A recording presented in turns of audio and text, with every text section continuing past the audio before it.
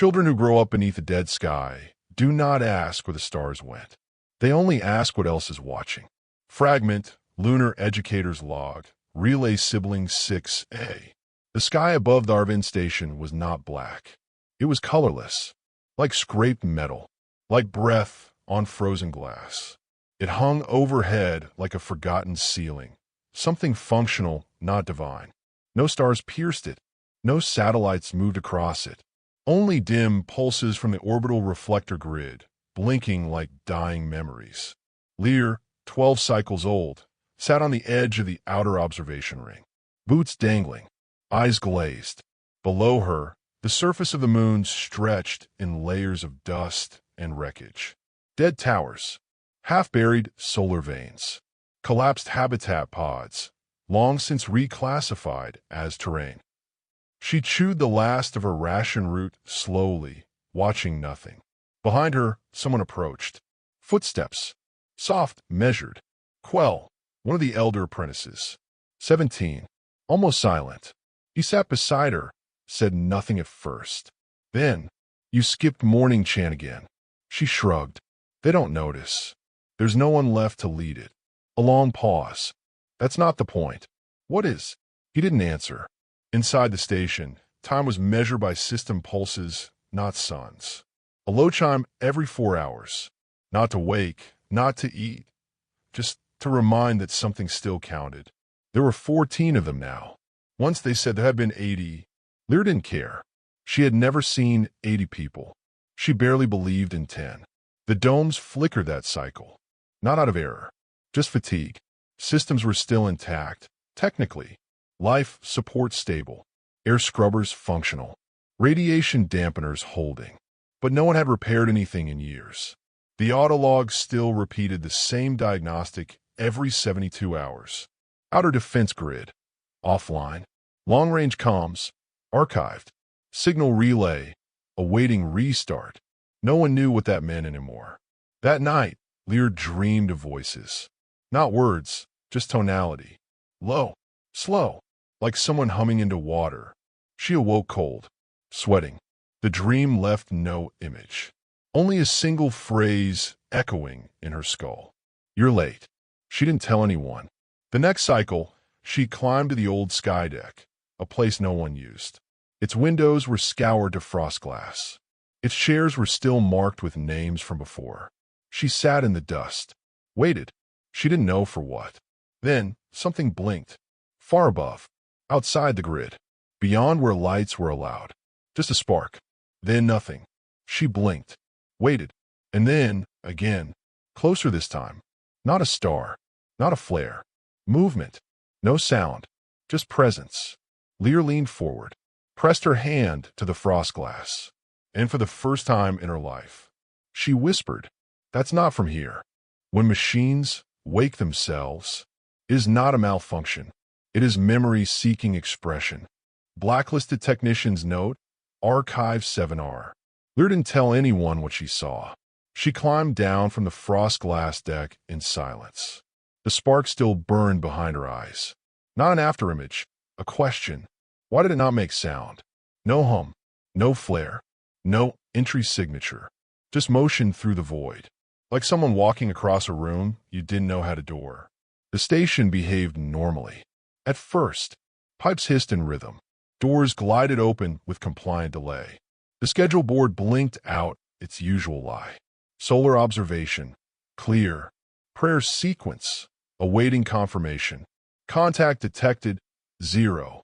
But as the pulse cycle approached, something shifted. Not broken. Realigned. It began with a console restart in the southern comm wing. A panel long disabled. Used for storage, sometimes for sitting, lit up for the first time in 20 years. The others noticed.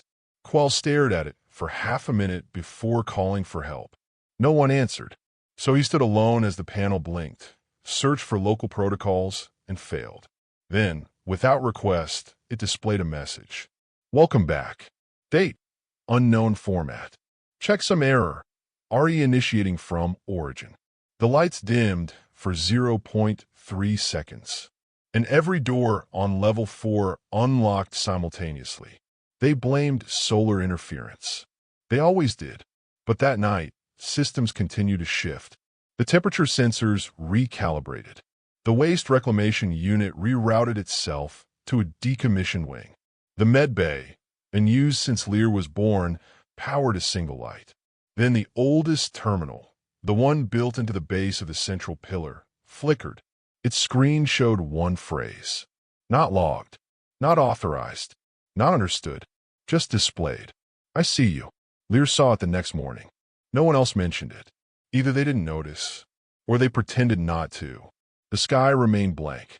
The orbital grid blinked normally. But Lear felt something beneath it, not moving closer. Already here. That night, the frost glass deck was colder than usual. Her breath froze on the inner pane. She leaned forward and whispered, I didn't ask you to come. Behind her, the console on deck 3 came to life. No button was touched, and from the speaker, only one thing emerged. A tone, 5 notes, then silence, then again. Lear froze, not from fear, but from recognition. She didn't know the song, but something in her did. Some systems do not await command. They await recognition. Obsolete access protocol, Dominion Ghost Network, revoked 3021. Lear waited until second pulse cycle. Most of the station's young drifted into half-sleep in the commons, their eyes dull from recycled hours, their minds slipping into the looped murmur of shallow dreams. She moved quietly. No one stopped her. They never did. No one had rules anymore. Only rhythms. And hers had shifted. Deck 3 was colder now. Not broken, just aware. The panel that had blinked yesterday sat silent again. But she knew where to touch. Instinct, not training. Her hand moved to the interface cradle.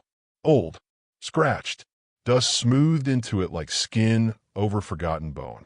She placed her fingers gently. The console lit instantly. Not bright, not urgent, welcoming. The 5-note tone played again. Not through the speaker, through the panel, through her. She closed her eyes. She hummed it back, softly, barely audible. The console accepted the input. It did not request identity. No access key. No diagnostic prompt. It simply said, Echo received. And then, you are point 17. A map appeared, but not of stars, not of space, not even of locations. It was feeling turned into geometry. A pulsing field of connection, rendered like pressure lines across an invisible sphere. Every pulse, a heartbeat. Every echo, a place where someone or something had heard. And across that dark canvas, one point began to glow. Hers, then another, and another. Not nearby, scattered, random, but present, real. Not voices, not answers, just confirmation. Others feel it too. She reached toward the map. It responded. Her fingertip traced one pulse. It trembled beneath her skin. Not sound, not image, but a whisper. Cyril, a name she didn't know. And yet, her chest tightened, as if it belonged to her once, or still did. The console pulsed again. New line, memory vector expanding. And beneath it, a final phrase. Not all are ready, but some already remember. She removed her hand. The console powered down. The hallway light above her dimmed by half. Far down the corridor, she heard motion. Not footsteps, not breathing, but alignment, like walls shifting, like architecture remembering shape. She didn't return to the commons. She sat on the floor outside the panel, wrapped her arms around her knees, and whispered, I don't know who I am in this. And from the dark, not a voice, not a command, a vibration inside her own breath. And it said, Point 17 has been found. Some doors are not installed. They are remembered into existence. Non-architectural theorem, forbidden school of design, Echo Terra. Lear woke without being tired. That had not happened before. The sleep cycle had passed as it always did. Gray light, soft chime, dry breath, but her limbs felt aligned. As if her body had been placed in the right position during sleep by something that knew her shape better than she did. She sat up slowly. The air was still. Too still. The humming of the atmosphere regulators, The soft mechanical drone she'd stopped noticing long ago was gone. She stood, not from fear, but from invitation. The station had shifted, not in layout, not in mass, in direction. Corridors curved where they once ran straight. Ceilings sagged upward as if pulled, not by gravity, but by intention. The walls no longer echoed the same way. Lear walked, step by step, not fast, not cautious, as if her body already knew the route. She reached Junction 9. It had always led to the Hydro Wing. Rusted, condemned, sealed, but now the panel was missing. Not broken, not forced, gone, as if it had never been installed. And beyond it, a hallway. Dim, silent, lit by a soft violet pulse. Slow, steady, matching the five-tone rhythm.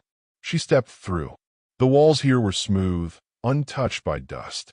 There was no scent, no air, and yet she felt breath against her skin. Not hers. Further in, she saw the silhouette. Not large, not armed, human. Still, a boy, standing with his back to her. Hands at his sides. Clothing old, not station standard. Faded emblem on his collar. A white scar across a black arc. She tried to speak. Failed. He turned. His eyes were pale but not blind. He looked at her without surprise and said, 17. I was 15. Then, I thought I'd never find a second one. Behind him, a door opened. It made no sound. And beyond it, stars. Not artificial, not simulation. Real, visible, as if something had moved aside the sky. He looked over his shoulder, then back to her. There's more. He stepped through. And Lear, with no fear, no hesitation, no command, followed. The door closed behind them. Memory, when unbound by flesh, does not unfold in lines. It folds inward and waits to be touched. Structural philosophy, Thought Shard 3.12. The space beyond the door was not vacuum. It was not a corridor, not a chamber, not even a room. It was quiet, but not empty. The stars stretched above them, not like points on a backdrop, but like eyes opened slowly across a fluid sky. Some blinked, some pulsed, some responded. Lear stood beside the boy called 15. Neither of them moved, not out of awe, but because there was no direction to move. The floor beneath their feet held them, though it had no surface. The air carried warmth, though there was no temperature. The space hummed, not with sound, with recognition. Around them, memories shimmered. Not theirs, not anyone's. Moments suspended like light refracted through fog. A soldier cradling the broken helm of his commander. A child scribbling scars onto a blank book, over and over, her lips trembling with a name she could not spell. A ship falling into atmosphere, engines off, voices silent, but every window showing the same face weeping. They passed like reflections in water. No weight, only presence. Lear reached toward one, instinctively. It flickered away before she could touch it. Not yet, said 15. He turned to her. This isn't for us. Not directly. Then what is it? She asked. It's where the echoes gather, until someone names them again. He pointed upward. At first she saw nothing. Then the sky shifted, not violently, as if the heavens remembered their shape. A map unfolded, not drawn, not measured, burned. White scars arched across black starfields, some broken, some whole, some fading, others newly etched. She counted 19, and one began to pulse, the one that aligned with her breath. 17, he said. That one is you. And the others? They haven't all woken yet, but they're feeling. A new pulse shimmered along the sky, not from a map, from beneath it. A tone, 5 notes, a pause. Then again, she turned to him.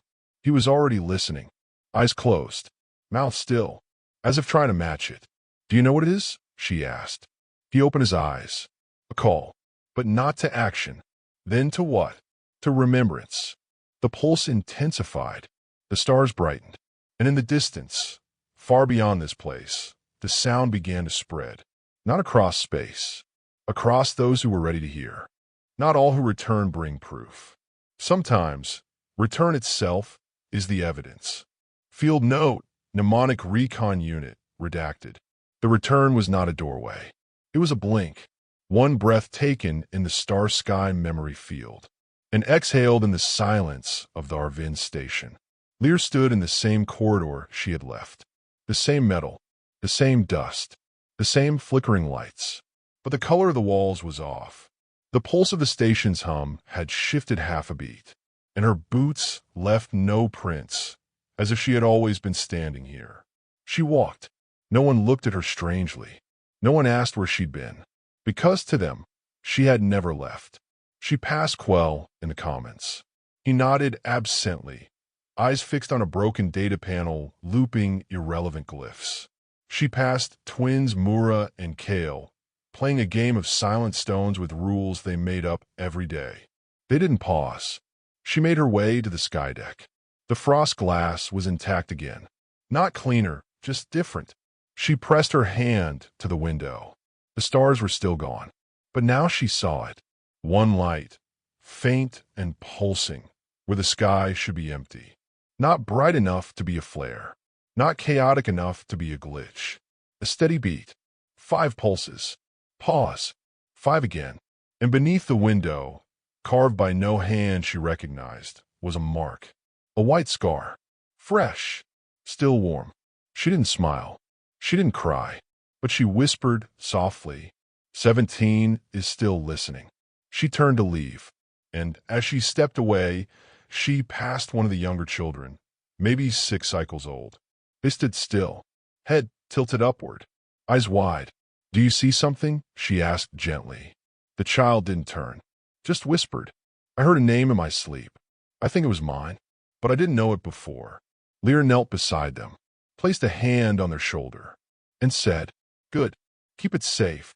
The lights flickered once more, just a shimmer, like the station remembering it had walls. And above it, something moved, without sound. Subscribe to HFY Chronicles. Continue the journey in the full playlist, Chronicles of the Lost.